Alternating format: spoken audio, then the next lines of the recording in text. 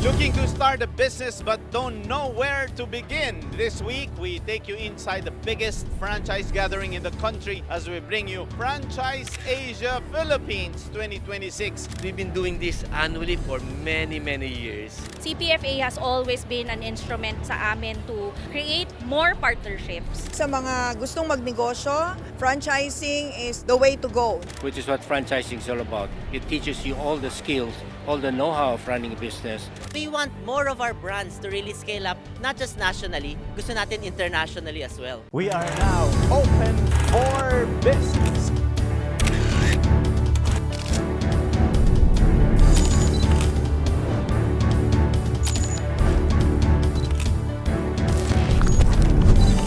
It is a signal to the world. We are open for business.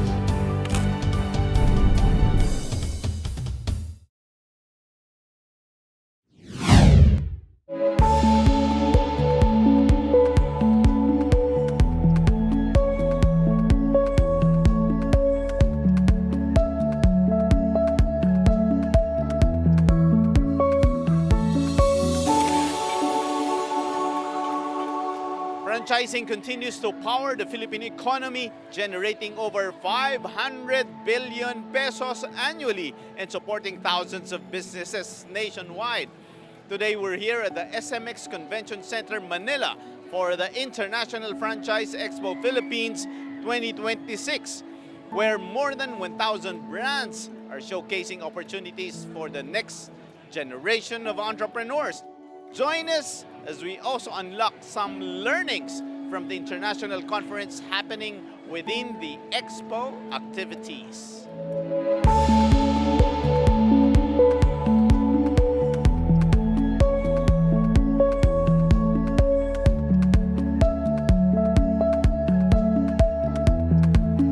It's so amazing that, this morning there's a lot of people. We know there's a lot of issues in the Philippines right now, especially with the crisis that we are facing with the war. But how do you somehow assess the reception of people here at the PFA event? Yeah.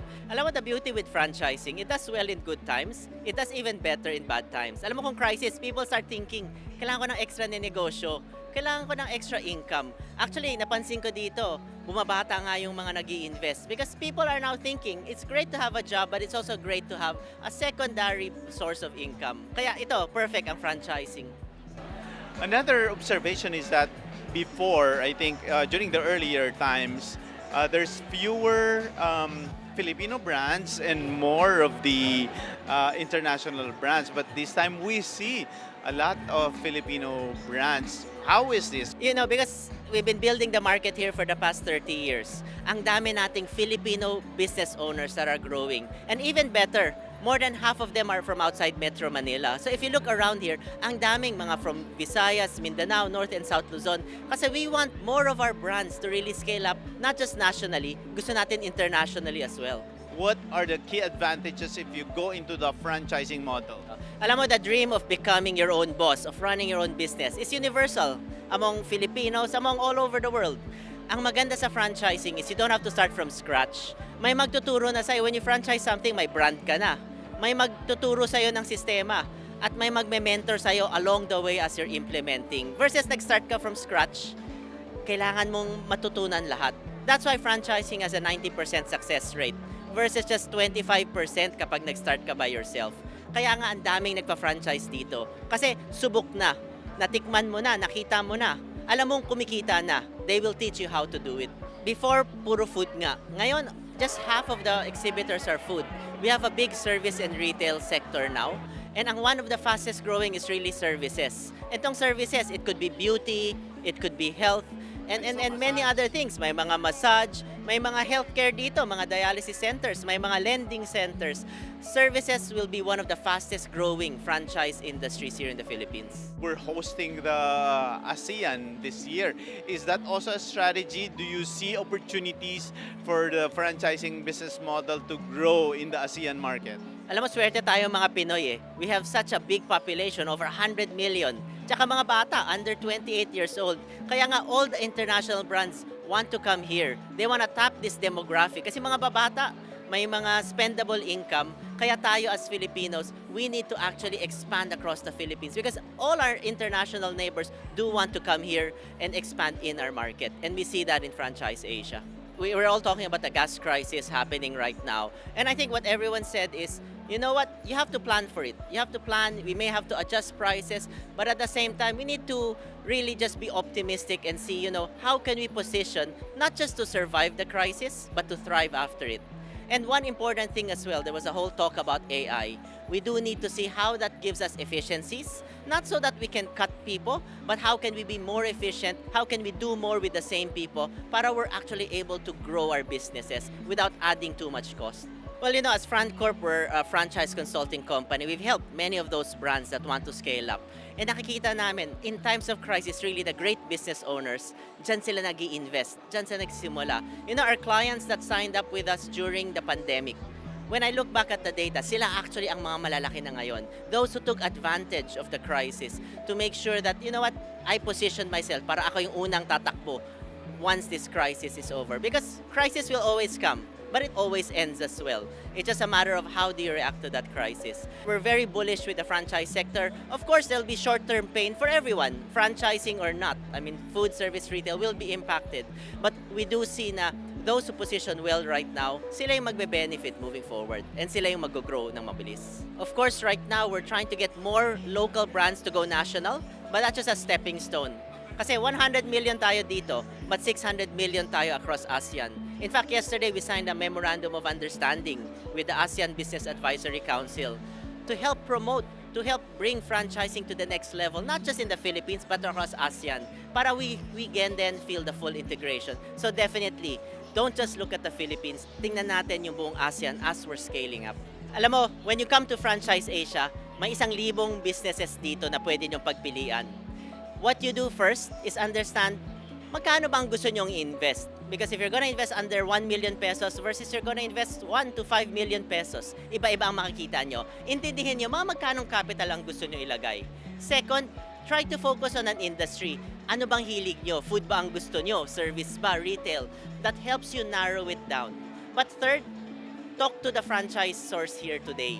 Alam mo, maganda dito, kita mo na lahat. Hindi ka kailangan mag-Google, mag-research, kumausap ng maraming tao. You just go to the different booths. Choose your top 3 para pag alis nyo dito, pumili kayo ng 3 na gusto nyong kausapin next week.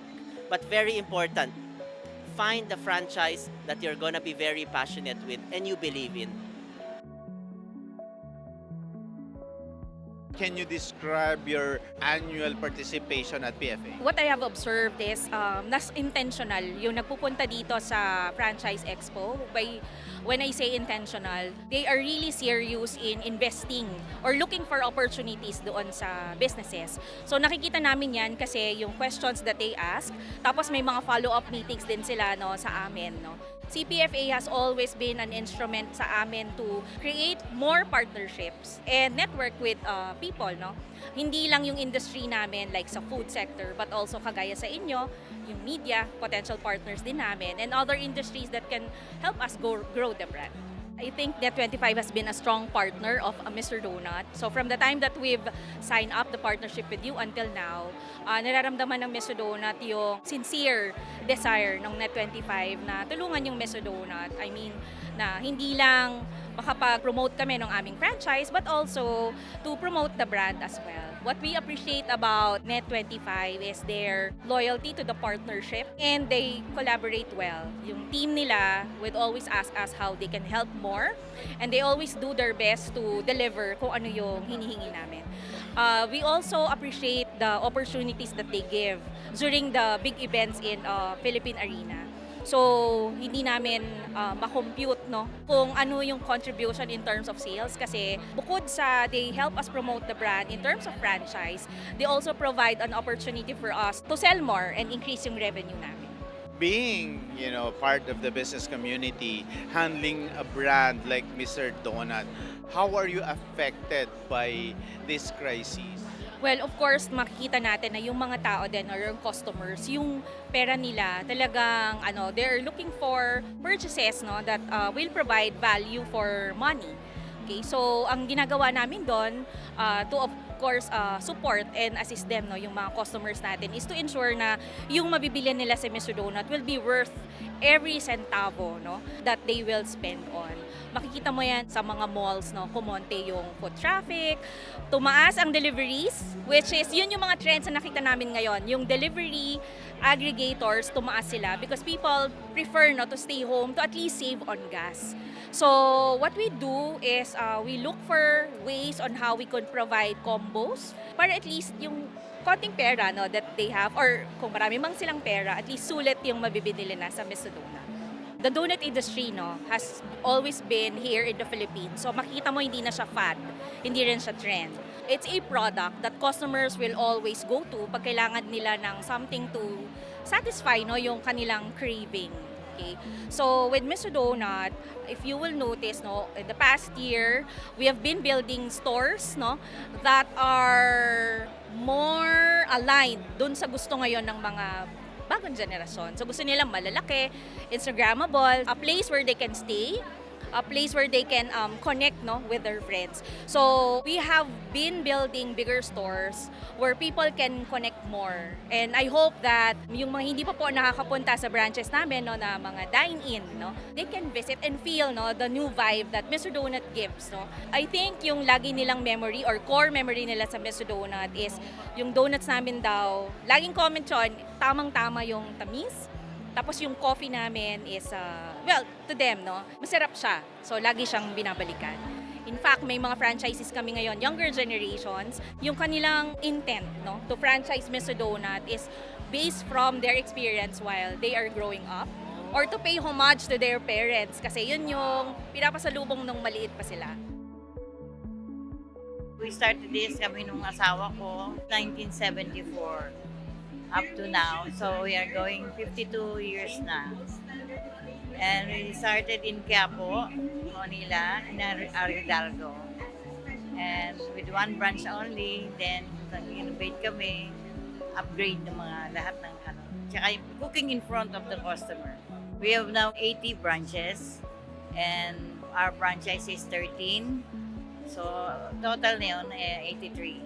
Branches. Yung Arnold Chicharon, talagang we na namin na number one ang mga raw materials namin coming from abroad. And also the quality, inaano namin na talagang stay on production namin is talagang kakaiba. And siyempre may secret recipe rin. Actually, hindi kami nagpa-franchise before. Pag nagbibigay kami ng franchise, see to it na yung talagang qualified siya. Tsaka ayaw din namin kasi yung bigay lang ng bigay ng franchise, tapos masisira naman ang aming pangalan. So we see to it na kami rin na nag-approve ng location. Dito lang kami nag-start na na mag-franchise. That's why sumali kami sa PFA.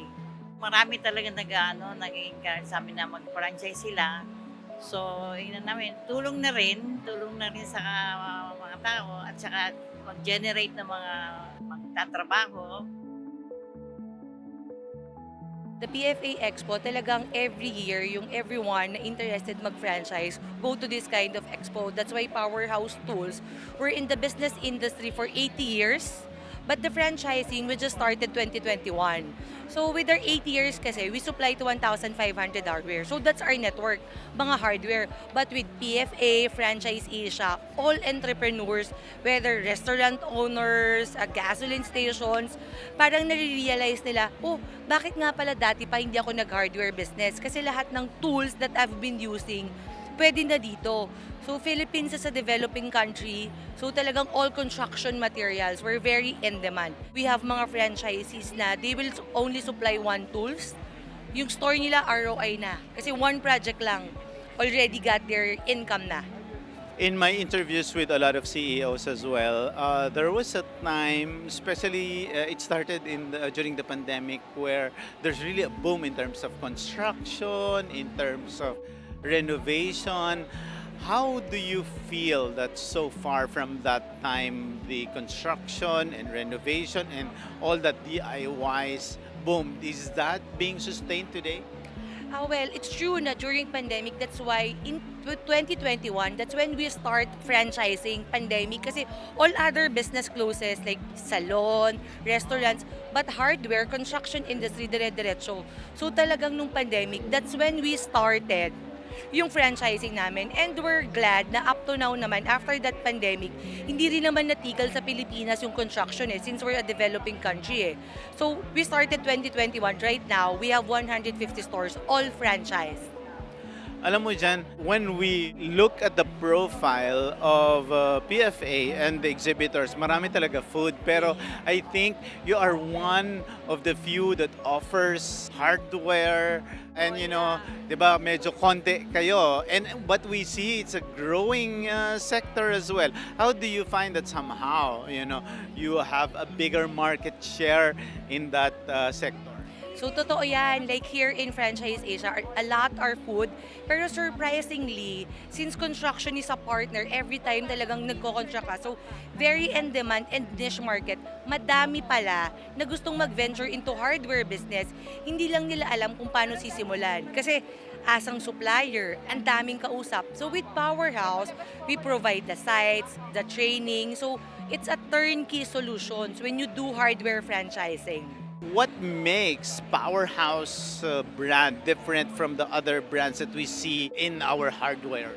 So right now kasi, Filipinos, in terms of constructions, we look for a reliable product. So our product is reasonable with quality. We've been in the industry for 80 years, so success, failures, pinagdaanan na namin yan. So with our 8 years, parang before we have this product, because we sacrifice the quality in terms of pricing, so isang container tapon. So we learned that tools should be reliable and affordable. We're all affected by the crisis, with the war. But as I see here today, there's a lot of people, it seems that we are not affected. What's your outlook on the impact of the so-called crisis in the franchising business, but specifically to your brand? So that's true, no, Sir Cesar, kasi actually, the registered participants are doubled this year versus the participant registration last year. So basically, because of the oil crisis, I think people are looking for business na talagang to add additional income. Kung ano yung pwedeng i-improve nila from their existing conditions. Kasi tayo naman mga Pilipino, we're very resilient na hindi naman talaga tayo tumitigil. So right now, the registrations are being doubled. We have a crisis right now, but hello, pandemic nga, how many years we survived. So, I think tarang nag-ready pa rin tayo on how to sustain the income na dire-diretso. Kaya right now talagang double yung registration and participants ng Franchise Expo. In any crisis, there's an opportunity, ika nga, di ba? So that Filipinos are still looking for opportunities to earn money despite a going na crisis or experiencing right now. In local, meron tayong politics na dynamics, iba ang inaasikaso ng ating mga leaders, imbis na yung economy. At abroad naman, of course, there's war, no? They cannot control the price of the fuel, the oil, no? Pero despite of that, I think Filipinos are always hopeful, are always dreaming of something big from themselves. So that's why events like this, like franchising, dinudumog siya. Kasi nga, yun nga laging may hope, lagi mga Pilipino Lagi tayong merong that innate in us, no, as Filipinos to improve ourselves. Business owners, there's always risk in anything that we do. So that calculated naman lahat ng mga yan. No? Of course, tingin mong medyo may hirapan, di magbawas ka ng gastos. Or kaya mag-slow down ka. Instead of opening 10 stores, you open about 5 lang muna. And then look, tingnan muna ano mangyayari. That's also what we are doing with other clients. No? Nakalinya sa amin, 50 stores ang gagawin. O sige, architect, 25 muna.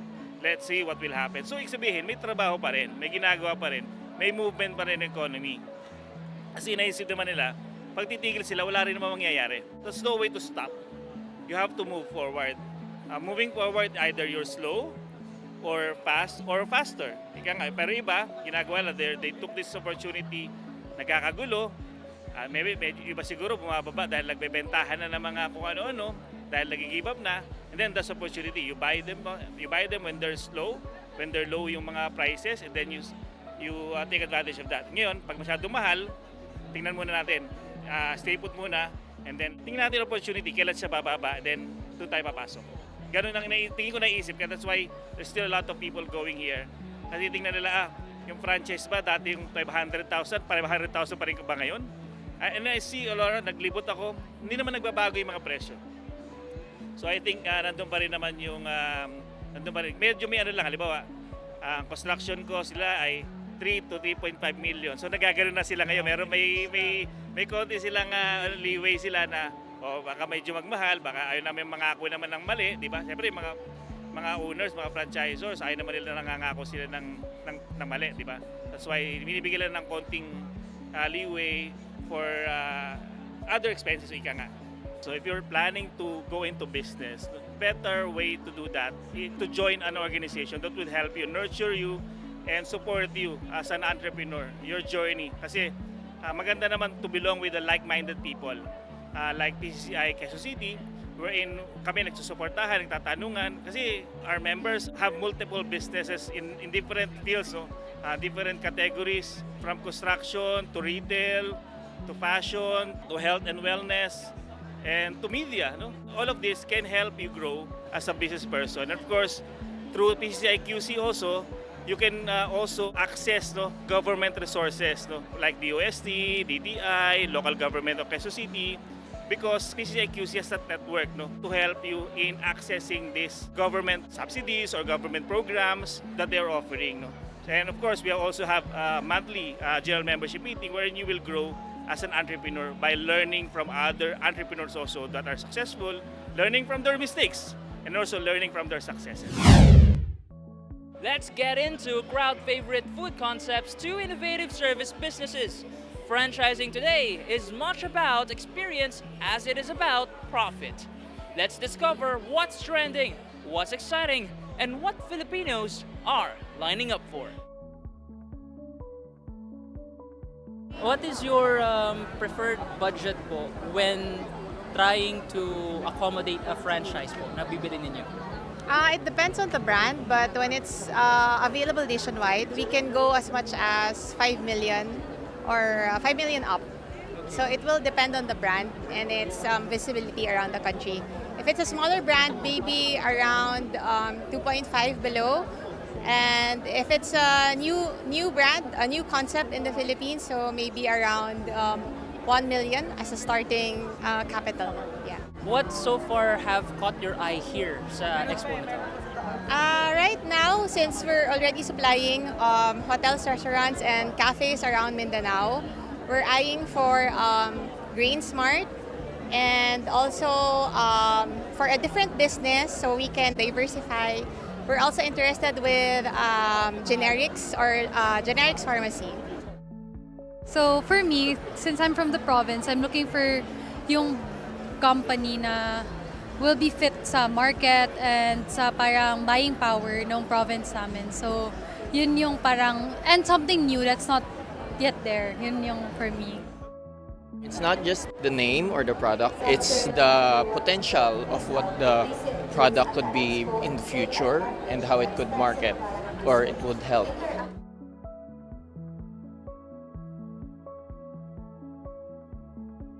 Unang-una, sa mga gustong magnegosyo, franchising is the way to go, no? Kasi hindi ka lang mag-isa sa pagnenegosyo. Meron kang franchisor na makakatulong sa'yo, magbibigay sa'yo ng training, at sila na rin ang dumaan para, to perfect the system and also the concept. Sa mga franchisees naman, wag silang padalos-dalos agad. For example, kung pagkain, don't just trust the trends, no? Yung parang nauuso. Tapos lahat kayo, pare-pareho kayo ng gusto na concept na puntahan.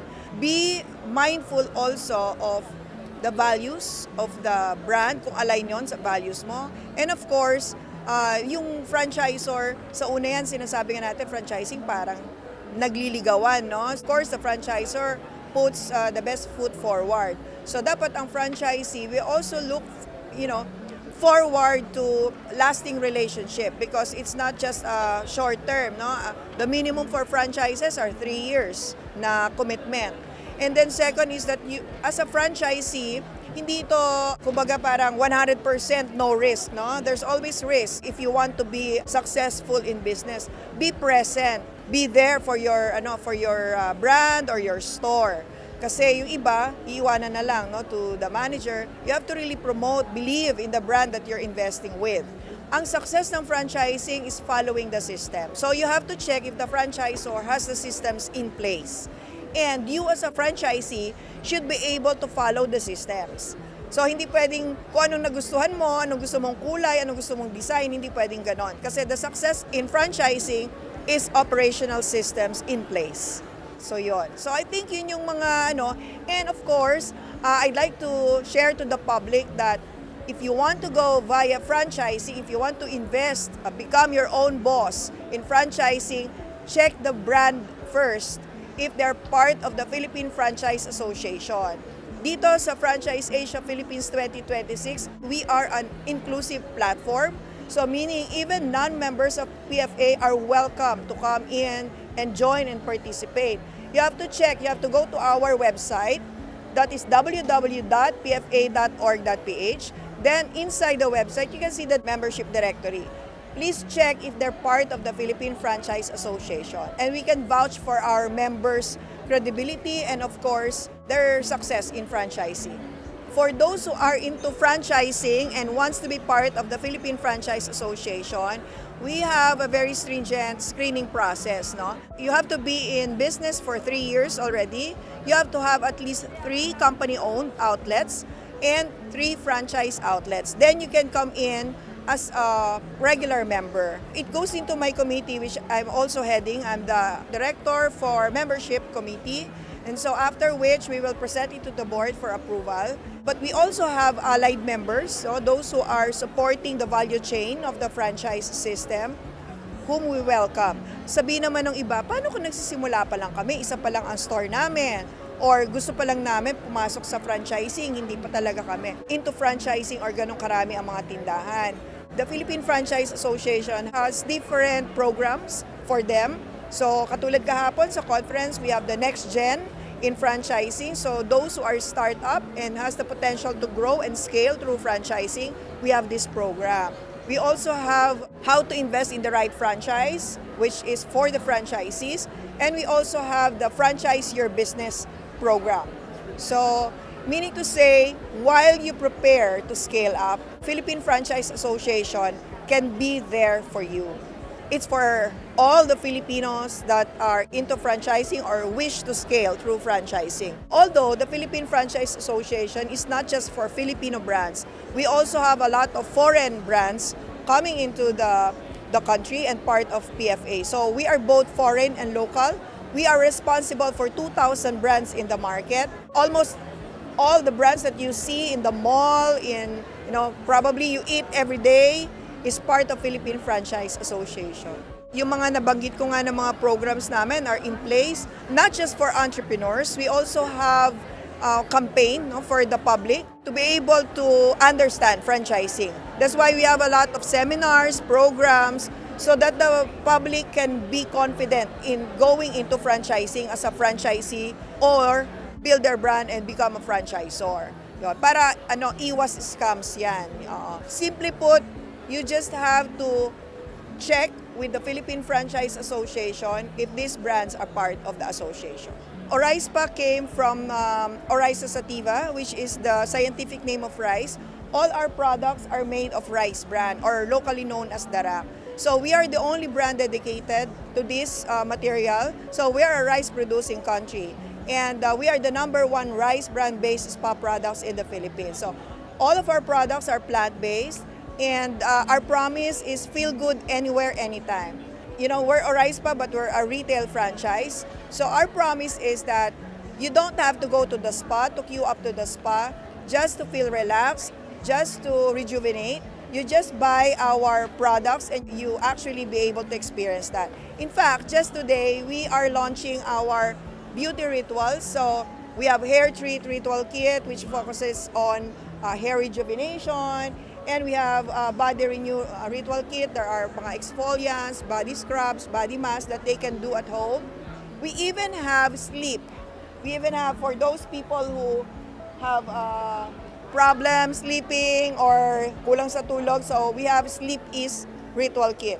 So why is that so? We are in a time that women are very busy but also very empowered, and women don't have time to have that me time, that self-care. So we want them to have that empowerment to actually be able to experience or have that moment to gather themselves and be able to be their best self for their loved ones. The industry, the economy is very hard because of the crisis that we are undergoing. But here we are. We see a lot of companies, franchisors here in this event. Ano ang masasabi mo tungkol dito? Well, of course, ang crisis po ay normal naman talaga nangyari yan sa atin. No? But nandito po tayo para bigyan ng pagkakataon ng business opportunity despite of crisis na nangyayari, para bigyan ng pag-asa ang mga Pilipino po.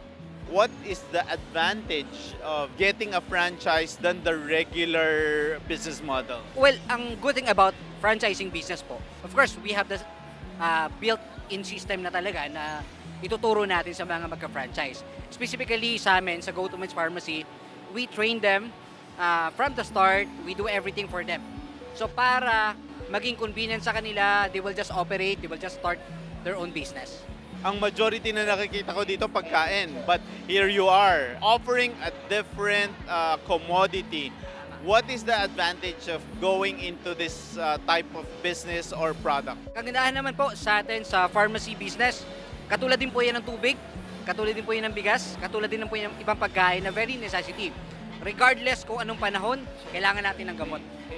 Simula sa bata hanggang sa matanda, kailangan po natin ng gamot. In short, necessity po talaga ang pharmacy business. Ano ba yung mga dapat mong malaman at ano yung sinasabi ninyo sa mga nagbabalak na magnegosyo at pumunta sa franchising? Ano yung mga dapat nilang ihanda or alalahanin? Basically, sa Go to Men's Pharmacy po, of course, we just educate them muna para malaman nila about our business. So far po, actually sa Go to Men's Pharmacy, wala po kaming pharmacist na franchisee. So talagang sila po ay mga entrepreneurs, gusto magkaroon ng sariling pharmacy business.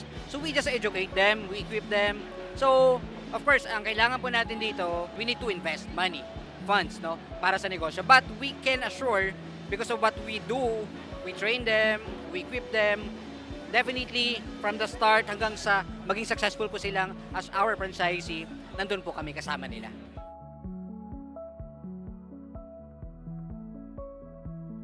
The game changer of buy one take one burger, Baga Burger. So what's the difference of Baga Burger from the other competitors? So right now, our USP, simple lang, grilled not fried. We are the first and still the only buy one take one grilled burger in the Philippines. And nakita ko parang ang mura ng inyong mga offerings. Bakit ganun siya? One of our advantage, no, so Baga Burger, since we have our sister company, no, we are in the manufacturing frozen meat business before pa, way back 40 years ago.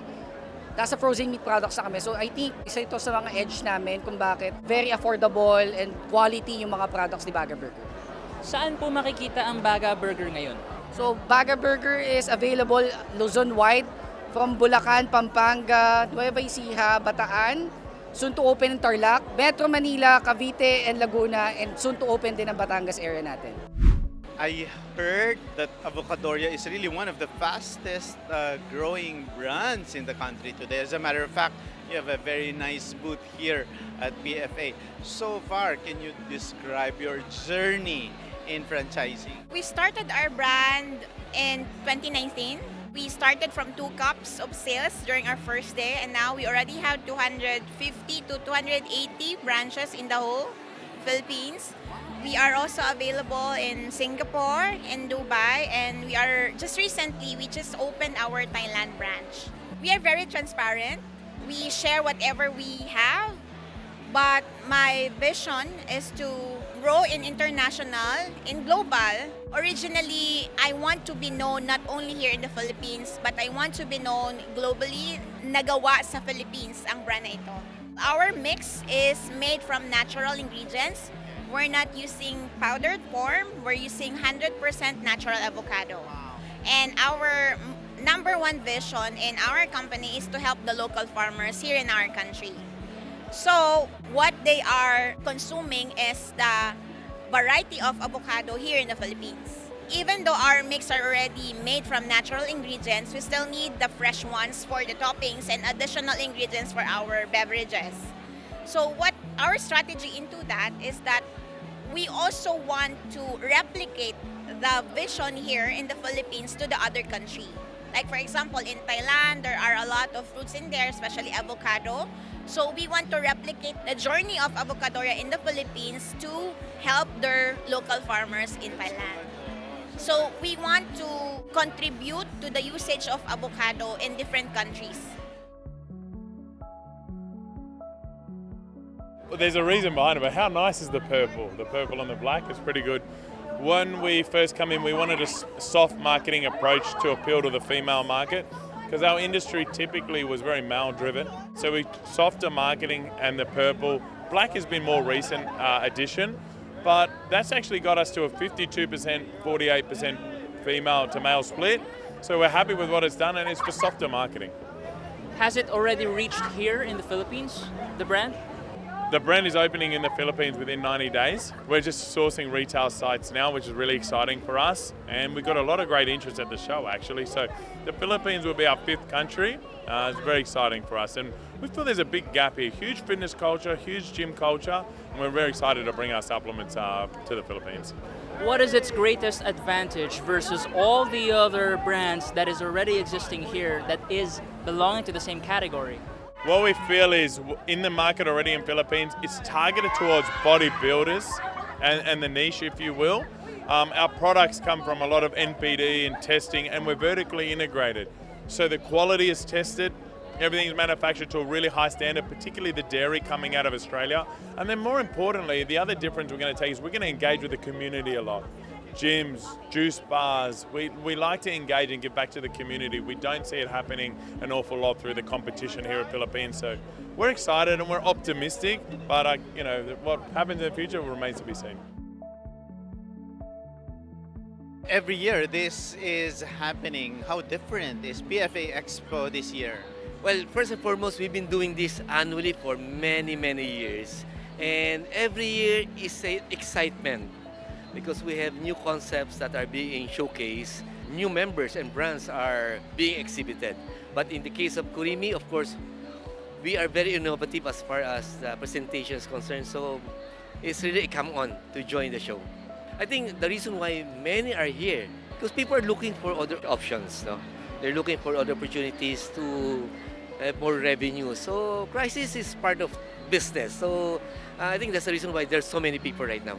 So far, what are your key takeaways, to also help entrepreneurs make sure that they thrive during this time? The SSD conference was really more of a positive, inspirational activity wherein many attended and many were really curious to listen to the experts. So we had a lot of resource people yesterday listening what's happening now and what's being expected for the next few months with the crisis.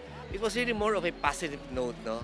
The big names would really share the ups and downs and what is expected for the next few months. And I think I will still be very positive what's happening. No?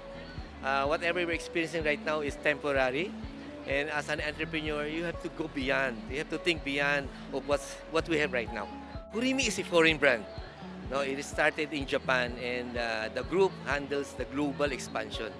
But one good thing, may it be a foreign brand or we had Japanese partners, the main bulk of the people managing it are Filipinos. I think that's why we are proud. No? We would like really to invite our fellow entrepreneurs, even startups, no? Even students, or those who are planning to go into business, to come here, because this is a one-stop shop wherein you are able to see various business opportunities, especially in franchising. So, kung kayo nagpaplano talagang magnegosyo, dito dapat nagpupunta. Kasi dito makikita mo na lahat ng kind of business concept, especially in franchising. So again, kung kayo may plano, dapat ginawa natin kahapon. No, yun ang sinasabi ko. If you plan to do it, because baka tomorrow hindi na available. So again, if I can invite them, Cesar, no, I'm inviting everyone to come here, the Philippine Franchise Expo, no, under the Philippine Franchise Association. So again, please come over. You started this. You are the prime mover of the franchising business in the Philippines. So far, in a nutshell, how do you somehow summarize the journey? We started with 45 franchise in the Philippines. Now we are more than 2,000 franchise. And they are not only here in the Philippines, they're all over ASEAN, which is really the intention, to bring Philippine franchise all over the world. And we're very successful in that. All the rules are there, all the guidelines are there. You just have to follow documentation. So documentation is the key. How to franchise your business. Make sure that you have a full documentation, meaning a business plan, a legal framework, a marketing plan, to make sure that your franchisee is able to follow the formula. What's your outlook of the franchising business? How will they be affected by the crisis? They say when the business is good, franchise is good. But when the business situation is bad, franchising is even better. Because many people are out of jobs. They lose their jobs, their corporate jobs. So they now have the time, which is what really need. No? If you're retired from the business, you have retirement pay, you have the time, and you have your own circle of friends. And that's what franchising is all about, servicing your particular circle of friends. It's a very small segment of the total market. That's what franchising is. I always said I rest on 4 pillars. One is to have the heart to honor our past, to know where we're coming from, so to service that community where we come from, the mind to visualize how we can service the community where we come from, the skill to excel, which is what franchising is all about. It teaches you all the skills, all the know-how of running a business, and the will to serve always, to serve the community that you owe so much to. Maraming salamat sa isang oras na pagsama sa amin upang tunghayan ng isang makabuluhang usapan ukol sa negosyo dito lang sa Open for Business. Hanggang sa susunod na linggo, samahan nyo kaming muli dito sa Open for Business. Catch us too on Facebook and YouTube. Like and subscribe on our social media page at Net25TV. We will bring you more insights from industry experts, thought leaders, CEOs, and featured SMEs. Together, let us help encourage business development in the Philippines. Sharpen your business acumen, feel the pulse, and set the trend. For as long as you're informed and open for business. Ito po si Cesar Vallejos. Marami pong salamat.